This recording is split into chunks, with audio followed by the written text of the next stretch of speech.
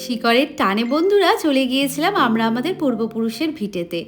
ব্যস্ত জীবন থেকে একটা দিন সরিয়ে নিয়েছিলাম সব ভাই বোনেরা একত্র হব বলে।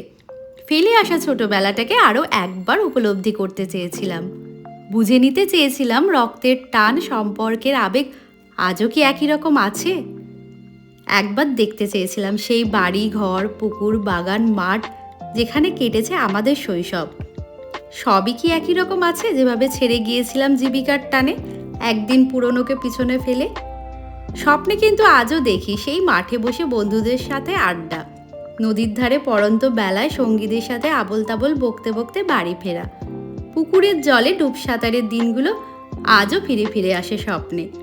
দুপুরগুলো তখন কিন্তু কাঁচা আম আর তেঁতুল মাখায় স্বাদ নিতে ব্যস্ত, কোনো এক মেলায় ভাই বোনেদের হাত ধরে ঘুরে বেড়ানো।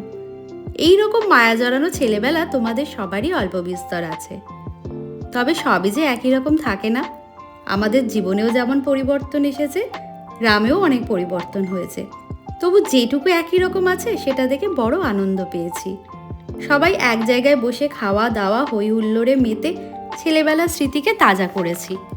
নতুন প্রজন্মকে আমাদের ছোটবেলার গল্প শুনিয়েছি, সেই সময়টাকে উপলব্ধি করানোর চেষ্টা করেছি, তাদেরকে দিয়েছি তাদেরই শিকড়ের খোঁজ।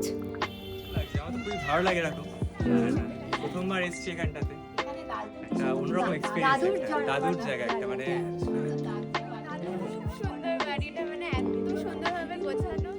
তবে দিন শেষে আবারও ফিরতে হয়েছে সেই ইট কাঠ পাথরের জঙ্গলে।